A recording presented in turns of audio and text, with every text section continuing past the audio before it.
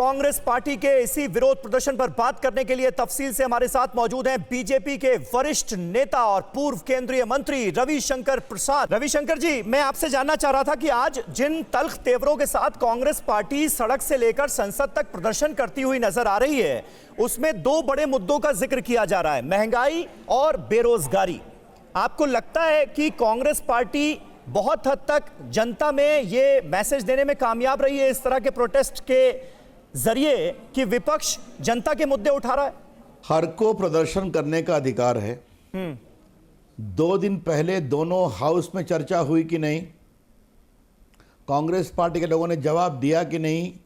तीखे आरोप लगाए कि नहीं?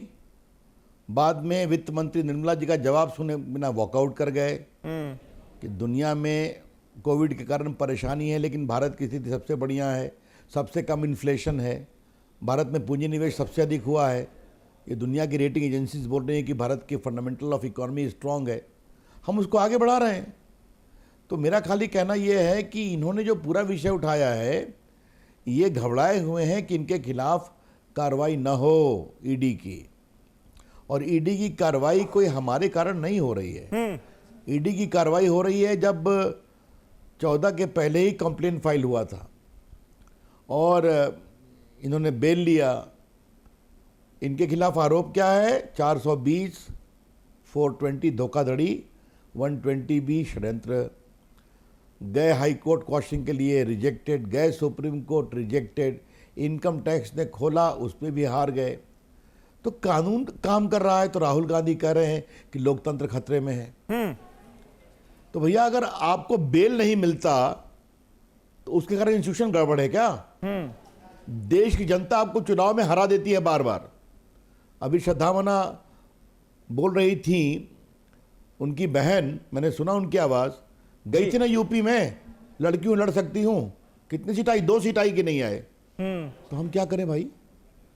योगी जी को और अधिक जिता दिया उन्होंने।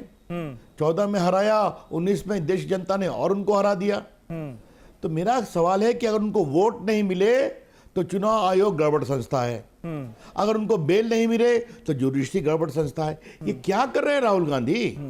और लोकतंत्र की बात कहते हैं। नहीं, अच्छा तो रविशंकर परिवार जी, में लोकतंत्र है क्या? एक बड़ी बात उनकी तरफ से ये इस बात जी कंप्लीट कर लें। एक खाली बोल दूं कि परिवार में लोकतंत्र है क्या? भाई बहन और माता जी के अलावा और कोई नेता बन सकता है क्या? कांग्रेस पार्टी में आंतरिक चुनाव कभी हुए हैं क्या? तो ये क्या कहा जा रहा है? ये मैं कहना चाह रहा था। अच्छा, मेन डिफरेंस आज राहुल गांधी की तरफ से ये बताया गया। उन्होंने कहा कि देखिए, यूपीए और एनडीए की सरकार में यही फर्क है कि अब सारे इंस्टीट्यूशंस पर भी कब्जा हो गया है सरकार का। हमारी सरकार के वक्त ऐसा नहीं था। पार्टियों में आपसी लड़ाई होती थी, राजनीतिक लड़ाई, लेकिन अब तो इंस्टीट्यूशन को खड़ा कर दिया जा रहा है ऑपोजिशन के लीडरान के खिलाफ। अब थोड़ा सा उनको हम इतिहास पढ़ा दें क्या? इमरजेंसी किसने लगाया? उनकी दादाजी ने लगाया।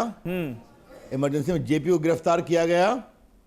अडवाणी जी, अटल बिहारी वाजपेयी से लेकर मोरारजी भाई, सबको गिरफ्तार किया गया। आरएसएस पर बैन लगाया गया। जजेस को सुपरसीड किया गया। मीडिया के संपादकों कुलदीप नैयर सहित बंद किया गया। Indira is India, Indira is India का नारा लगाया गया। ये हमने लगाया था क्या? आप मुझे बताइए। और राम जन्मभूमि के आंदोलन में भाजपा की राजस्थान की सरकार, मध्य प्रदेश की सरकार, हिमाचल की सरकार सब डिसमिस कर दिया यूपी के साथ साथ। तो ये हमने कहा था क्या? ये क्या मतलब है इसका? किसको भाषण दे रहे हैं? फिर कहता हूं, राहुल गांधी जी, आप कृपा करके अपने भ्रष्टाचार को बचाने के लिए देश की संस्थाओं को बदनाम न करें। अब हिटलर का नाम ले रहे हैं। और आज तुमने और क्या बड़ी बात कह दी सुबह में, ये संस्थाएं हमको दे दो, हम भी जीत के दिखा देंगे। यही है उनकी सोच कि जनता क्या प्रेम नहीं चाहिए हमें, हम मैनेज करके जीतना चाहते हैं। तो लेकिन ये जो केंद्रीय जांच एजेंसियों के दुरुपयोग का आरोप है, ये तो सिर्फ कांग्रेस पार्टी नहीं लगा रही।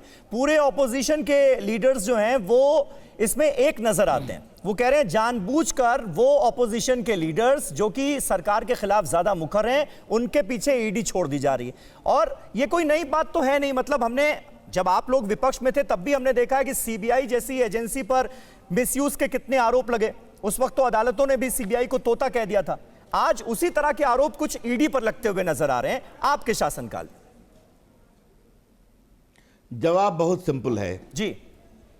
मोदी जी के खिलाफ यूपीए सरकार, सोनिया जी, हम स्वर्गीय अहमद पटेल, चिदम्बरम, सबों ने पूरी कोशिश की। मोदी जी जब गए पुलिस के सामने जवाब देने तो कोई धरना दिया क्या भाजपा के लोगों ने, जब वो गुजरात के सीएम थे? न्याय प्रक्रिया छूट कर निकले। आप जरा हमें यह बताइए कि हम ही ने कहा था क्या कि कलकत्ता के 2-3 फ्लैट से 70 करोड़ रुपया कैश मिलेगा? ये हम ही ने कहा था क्या? हम ही ने कहा था क्या कि एक आईएएस ऑफिसर के घर से और बाकी दफ्तरों से सैकड़ों करोड़ों रुपया रांची में निकलेगा क्या? हम ही ने कहा था क्या कि हवाला से? और देखिए, मैं आपके चैनल पर आज इस बात को क्लैरिफाई करना चाहता हूं, ये पूरा मामला नेशनल हेराल्ड का क्या है। 1 मिनट वक्त दीजिए मुझे आप। जी। 5 लाख रुपया है सिर्फ इनका टोटल कैपिटल यंग इंडिया का। इनको पूरे जो एसोसिएटेड जर्नल्स है जो निकालते थे नेशनल हेराल्ड अखबार, उन्होंने अपना 99% शेयर दे दिया। किस लिए दिया? कि 90 करोड़ रुपया जो हमारी देनदारी है इसको आप मैनेज कर दीजिए। जब पूरी मालकियत हो गई 36% राहुल गांधी, 36% सोनिया जी, तो वो 80 करोड़ का लोन कांग्रेस पार्टी ने माफ कर दिया। और जो 50 लाख दिया वो भी हवाला के माध्यम से आया है। तो इससे बढ़िया व्यापार क्या होगा कि 5 लाख का पूंजी निवेश और 5000 करोड़ की बड़ी संपत्ति मुंबई में, दिल्ली में, लखनऊ में, आपके मोहाली में, पटना में, ये आ गई साहब। यही तो मामला है ना। हाँ। कि आपने देखिए, ये पूरी कहानी बहुत सिंपल है। इसको समझिए आप। पार्टी हमारी जेब में, पार्टी का नेता हमारे परिवार से, और अब पार्टी की संपत्ति भी हमारी जेब में। तो क्या इसकी जांच नहीं होनी चाहिए क्या? मोदी जी की सरकार में ईमानदारी से कार्रवाई होती है और होगी। लगभग हजारों करोड़ रुपए रिकवर हुए हैं कि नहीं? आप ये बताइए, जो लोग जेल में मुंबई में गए उनको बेल मिली क्या? फिर आपसे पूछ रहा हूं। अब तो उस ईडी की काम की तारीफ कर रहे हैं। तो मोदी जी ने भ्रष्टाचार तंत्र को समाप्त कर दिया है और सही लोकतंत्र है। इससे उनको परेशानी है। तो अच्छा, महंगाई, धरना से रविशंकर प्रसाद जी, अब देश में इस वक्त जो महंगाई है, ठीक है, हमने वो निर्मला सीतारमण का सदन के पटल पर जो तमाम तथ्य रखे गए, यूपीए के दौर भी याद दिलाया गया जब 9 बार लगातार हमने देखा था महंगाई जो है दर वो डबल डिजिट में रही थी। अब 7% तक मेंटेन करने की कोशिश इसे की जा रही है। लेकिन उसके बावजूद भी आपको लगता है कि जनता का जो सेंटीमेंट है उसे भी कहीं ना कहीं समझना होगा। जब इस तरह के बयानात आपकी तरफ से दिए जाते हैं, बीजेपी की तरफ से दिए जाते हैं कि भाई महंगाई है कहां, इसीलिए तो विपक्ष को नजर नहीं आ रही। आज उसी बयान को आधार बनाकर प्रियंका गांधी सरकार को घेरती हुई नजर आ रही है। वो कह रही है कि देखिए, महंगाई पूछा गया था ना कि महंगाई कहां है, महंगाई कहां है, हम बताने आए हैं आज की महंगाई कहां है। अब प्रियंका जी क्या बोलती है इसका जवाब मुझसे मत पूछिए। हमारे प्रधानमंत्री ने कभी कहा क्या? हमारे के पार्टी के अध्यक्ष ने कभी कहा क्या? हमारी वित्त मंत्री ने कभी कहा क्या? हम लोगों ने कभी कहा क्या? हम लोगों ने कहा समस्या है कोविड के कारण, लेकिन हमारी सरकार ने 80 करोड़ लोगों को मुफ्त में खाना खिलाया कि नहीं? अभी भी खिला रहे हैं। हमारी सरकार ने गांव-गांव में पैसे दिए कि नहीं? कोविड के बावजूद हमने देश के 10 करोड़ किसानों को 1 लाख करोड़ रुपए दिए कि नहीं? आप मुझे बताइए, जो देते हैं हम हर 3 महीने पर 2-2 हज़ार रुपया। हमारी सरकार ने भारत में मेड इन इंडिया वैक्सीन बनाया कि नहीं बनाया? हमारी सरकार ने 200 करोड़ फ्री डोज दिए कि नहीं दिए? और यही राहुल गांधी है ना, मेड इन इंडिया वैक्सीन का मजाक उड़ाया करते थे, और उन्होंने ये भी फोटो नहीं दिखाया आपके चैनल पर कि देखो हमने भी डोज लगाया है। तो अब भाई ये हमने करके दिखाया है ना। नहीं, लेकिन आप जिन बातों का जिक्र कर रहे हैं रविशंकर जी, उन्हीं को आधार बनाकर आज कांग्रेस पार्टी हमला बोलती हुई नजर आई। अब जयंत सिन्हा ने ये जो कहा कि महंगाई कहां है, ये बयान, और निशिकांत दुबे की तरफ से जो बयान दिया गया कि भाई 80 करोड़ लोगों को फ्री फंड का खाना खिला रहे हैं, ये कांग्रेस पार्टी और पूरा ऑपोजिशन कह रहा है कि भाई ये जनता के साथ इससे बड़ा और मजाक क्या हो सकता है। एक तो महंगाई बढ़ती जा रही है, दूसरी तरफ आप ऐसे स्टेटमेंट्स दे रहे हैं। ऐसा है, अगर उनको इतना समझ में नहीं आता कि ये सारे पैसे खाना खिलाने का काम कोविड में भूखे लोगों को किया गया था, जब काम दाम बंद थे। अभी लोग कोविड से उभर रहे हैं, सुधर रहे हैं, तो हमने कहा भैया एकाएक हम नहीं रोकेंगे। अभी उनको समझ में नहीं आता तो हम क्या करें? जो सोने के चम्मच लेके पैदा हुए हैं, जिसके ऊपर हीरा लगा हुआ है, वो गरीबी क्या समझेंगे? मोटी बात आप समझिए श्रीमान जी। ये देश बदल रहा है। ये देश के लोग अब समझते हैं कि हम खाली एक परिवार में पैदा हुए लोगों को सम्मान नहीं करेंगे, आम आदमी आगे बढ़ेगा। नरेंद्र मोदी जी गरीबी से आते हैं, चाय वाले के बेटे हैं, काम कर रहे हैं, तो उन पर लोग विश्वास करते हैं कि अगर समस्या है, चुनौती है, तो उसका रास्ता यही निकालेंगे। यही तो मैं कहना चाह रहा हूं। और फिर मैं आता हूं उसी पर जी। अगर विश्वास नहीं होगा, उनके मन लायक काम नहीं होगा, उनको बेल नहीं मिलेगी, तो ये हिटलरी शासन है। मैं राहुल गांधी से एक ही बात कहूंगा, भैया सब काम करिए, लेकिन देश को शर्मिंदा तो मत करिए। अब आप जुडिशरी पर भी हमला बोल रहे हैं, आप सारी संस्थाओं पे हमला बोल रहे हैं। हम जनता को कहें आपको वोट देने के लिए, मुझे बताइए तो आप, हम जाके जनता को कहें कि राहुल गांधी को वोट दे दीजिए। अब राहुल गांधी 10 दिन रहते हैं देश में, 15 दिन चले जाते हैं विदेश में, तो इसका हम क्या करें? मुझे बताइए आप मुझे बताइए क्या करें। आज उनने स्टार्टअप की जो आलोचना कर दी, आज भारत के स्टार्टअप आईटी की दुनिया में पूछ हो रही है। नौजवान बच्चे, आज मैंने उनसे एक सवाल पूछा था कि वो स्टार्टअप की पूरी दुनिया को समझते हैं क्या? यूनिकॉर्न का मतलब समझते हैं? एक स्टार्टअप यूनिकॉर्न मतलब रेवेन्यू $1 बिलियन, 7,000 करोड़। ऐसे 100 स्टार्टअप हो गए हैं जो विदेशों में अपना माल सप्लाई कर रहे हैं। उम्र कितनी है? 25 साल, 28 साल, 30 साल।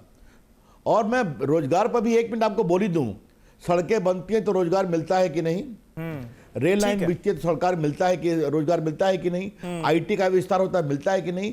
तो फिर है, उनको समझना नहीं है, उनको चर्चा नहीं करनी है, एक खौफ का माहौल बनाना है ताकि ईडी काम नहीं करे। तो राहुल जी, सोनिया जी, भ्रष्टाचार के खिलाफ लड़ाई आपके खिलाफ अब चलेगी और आपको जवाब देना पड़ेगा। लेकिन रविशंकर प्रसाद जी, आज इतनी बड़ी बात कह गए राहुल गांधी प्रेस कॉन्फ्रेंस में, वो हिटलर से तुलना करते हुए नजर आ रहे हैं, प्रधानमंत्री की, भारत की जर्मनी से तुलना करते हुए नजर आ रहे हैं।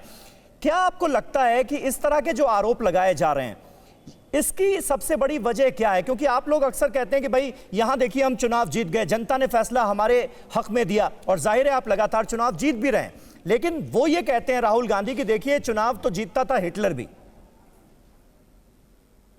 हिटलर के विरोध में कौन लड़ता था? आप मुझे बताइए। यहां के चुनाव में राहुल गांधी चौकीदार चोर हैं किसको बोलते थे? आप जरा मुझे बताइए, बताइए मुझे। खुलेआम प्रचार करते हैं कि नहीं? गाली गलौज की भाषा करते हैं कि नहीं? जनता उनकी बात नहीं मानती, ईमानदारी से वोट करती है। उनकी बहन गई कि नहीं उत्तर प्रदेश में? लड़की हूं, लड़ सकती हूं, 2 सीट मिली, तो अब हम क्या करें? लेकिन राहुल गांधी हिंदुस्तान के लोकतंत्र को बदनाम कर रहे हैं, जिनके न परिवार में लोकतंत्र है, न जिनकी पार्टी में लोकतंत्र है, न जिनकी पार्टी में चुनाव नहीं होता, लेकिन वो हमसे सवाल पूछ रहे हैं। और हिटलर की बात तो मैं राहुल गांधी को एक ही कहूंगा, मेरा एक अस्तर है। उनकी माताजी भी हमारे खिलाफ हिटलर की बात कहती थी। कहां चली गई कांग्रेस पार्टी? ये वामपंथी हिटलर फासिज्म की बात करते थे। अब आप आरएसएस पर आरोप लगाते हैं, देशभक्त संगठन पर। अरे कभी तो समझो कि आप कहां पहुंच गए हो। देश ने आपको पूछना बंद कर दिया है। अब तो विपक्षी पार्टियां भी आपके लीडरशिप को मानने को तैयार नहीं है, तो आप सिकुड़ते जा रहे हो और लगते हो बड़ी बड़ी बात करने। जितना बोलना है बोलो। आपके खिलाफ राहुल जी, विनम्रता से कहूंगा, आपको और आपकी माता जी को भ्रष्टाचार का जवाब देना होगा, कानून को फेस करना होगा।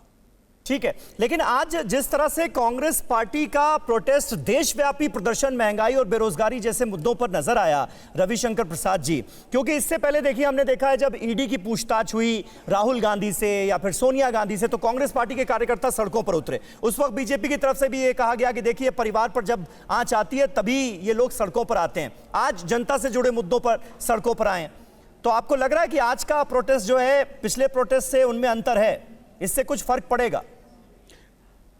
आज भी वही है। कैसे? आज भी वही है, क्योंकि नेशनल हेराल्ड का ताला बंद हुआ है।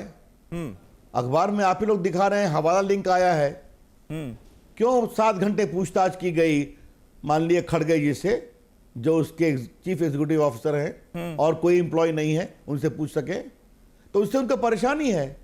तो दिखावा है महंगाई, सच्चाई है ईडी को डराना, धमकाना और अपने को बचाना, यही सच्चाई है। और क्या, पहले क्यों नहीं उतरे थे सड़कों पर? अब देखिए, कांग्रेस पार्टी कब क्या धरना देती है ये उनका अधिकार है। जितना करना हो करें, मोदी जी को गाली पढ़ें, भारत के लोकतंत्र को बदनाम करें। अब राहुल गांधी शिष्टाचार की भाषा भूल गए हैं। आज उन्होंने क्या कहा? हेलो पत्रकार मित्रों, देश में तानाशाही कैसे लगती है? जी, सुना ये कोई मैंने। बोलने का तरीका है? जिनकी पार्टी को बार बार हराया गया है, जिनका पूरा आचरण इमरजेंसी से लेकर आज तक पूरे इसके विरोध का है, और आज भी उन्होंने क्या कहा? मुझे ये संस्थाएं दे दो, हम चुनाव जीत जाएंगे। तो लोकतंत्र में विश्वास नहीं है, अंदर वही जीन्स है। चलिए, अच्छा, ये मैंने 5 काफी आपको बोल दिया। बहुत अच्छा बहुत रविशंकर धन्यवाद। जी, ये 5 अगस्त की तारीख कुछ खास वजह नजर आती है क्या? आज जो देशव्यापी प्रदर्शन किया जा रहा है, 5 अगस्त को राम मंदिर जी, के शिला पूजन जी, का कार्यक्रम जी। हुआ था, 5 अगस्त को आर्टिकल 370 हटाए जाने का बड़ा फैसला लिया गया। बिल्कुल बिल्कुल बिल्कुल, यही तो विडंबना है कि आज 370 के समाप्ति पर हाँ, कश्मीर में तिरंगा लहरा रहा है, नौजवान भविष्य बना रहे हैं, राहुल गांधी और उनकी बहन और अपने को बचाने का कार्यक्रम कर रहे हैं। चलिए, देश देख रही है। मैं आज आपके अंत में यही बात करूंगा जी, कि राहुल गांधी जितना गुस्सा दिखा दें, जितना गाली हमें दे दें, जो करना हो करें, भ्रष्टाचार का जवाब देना पड़ेगा। बस ठीक है। कार्रवाई को फेस करना पड़ेगा। ठीक है। चलिए, धन्यवाद। बहुत बहुत शुक्रिया रविशंकर प्रसाद जी।